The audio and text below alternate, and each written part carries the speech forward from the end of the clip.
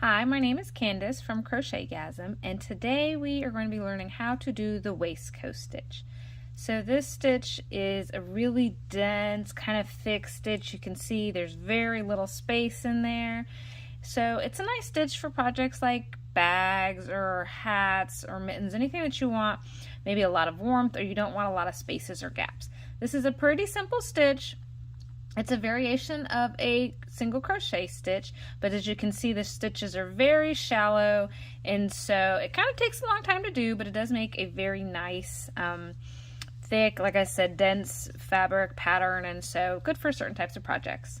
All you'll need for this is some yarn and your crochet hook. And for this stitch, I did something a little different than normal. So normally you're going to match up your crochet hook with your yarn, but because of the way that you do the waistcoat stitch, it's a little easier if you go up a hook size. So for this one, I used a 5.5 millimeter crochet hook, and that worked pretty well for this. All right, let's get to it. So the first step in the waistcoat crochet stitch is to start off with a chain.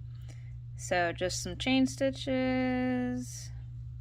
I'm gonna go ahead and do 15. So that's 3, 4, 5, 6, 7, 8, 9, 10, 11, 12, 13, 14, 15. Okay, so that's going to be my first row. And then I'm going to skip this stitch and do a single crochet in the next stitch. And I'm just going to do a single crochet stitch all the way down in each stitch till I get to the end. And this is going to kind of be my foundation row, my starting row, that I will begin working on the waistcoat stitch with. So now that I've gotten to the end of that second row, I'm going to go ahead and turn my work around, and now I'll be working in the other direction. So this is the row that we're going to actually start doing our waistcoat stitches. So I'm going to do a chain stitch, and then I'm going to start working in this very first stitch right here. The first stitch I do in this row is just going to be another single crochet.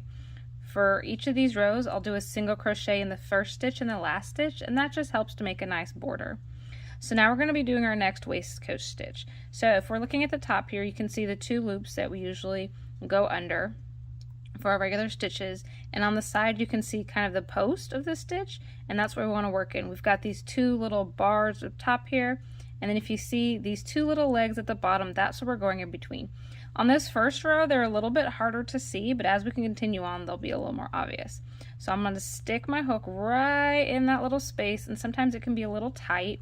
That's why it's recommended that you kind of make your stitches a little looser, and if possible, you know, go up a hook size. And then I'm going to finish it off just like a single crochet. So I find that space right underneath these 2 bars, right in between those 2 little legs. I insert my hook all the way through, yarn over, pull up a loop. I've got 2, and then I yarn over and pull through again. And so I'm just going to continue that all the way down. Oops. And like I said, for that first row, it's a little bit harder to see where to go, and I find it even a little bit trickier to get the hook in there. But as you keep going, it gets a little bit easier, and the stitches get a little bit easier to see where we want to go. And so next one, so like I said, I'm going to find my 2 bars, and that little space right down there in the bottom is where I want to get my hook. I've also heard that it's a little bit easier to do this stitch if you have a hook with like a pointier tip on the end, and it just makes it easier to kind of get it into that space. And so like I said, I'm continuing this all the way down till I get to the last stitch. In the last stitch, I will do a single crochet. Okay, so now I've gotten to the end of this row, and so I'm just going to do the single crochet at the end. And now I'm going to turn my work. And so just like the last row, I'm going to do 1 chain stitch, and then in that very first stitch I'm going to do a single crochet,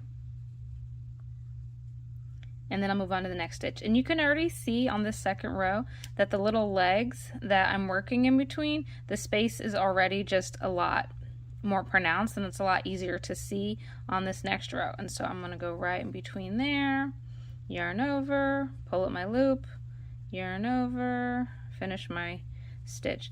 And so I'm pretty much just going to repeat this just like I did the last row all the way down. Moving to my next stitch, I've got my 2 bars, I've got the 2 little legs, and my hook is going right in between those.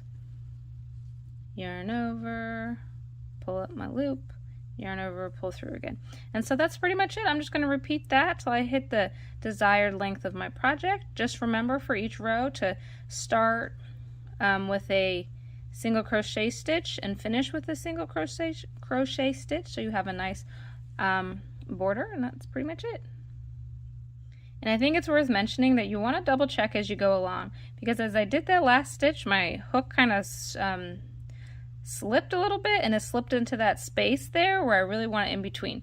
So make sure that you kind of double check as you go along. So instead I'm going to pull that back out, and I'm going to make sure that I get that hook right in between the two so that I get the pattern that I want, because it'll definitely start looking different. So there you go, that one looks better because it's actually going in between the post of the stitch, and that's what I want for each of these stitches.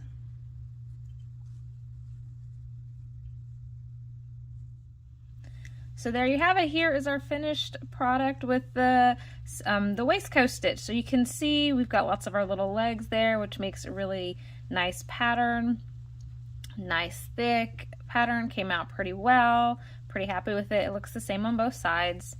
So that's how you do it. If you have any questions, please put them in the comments.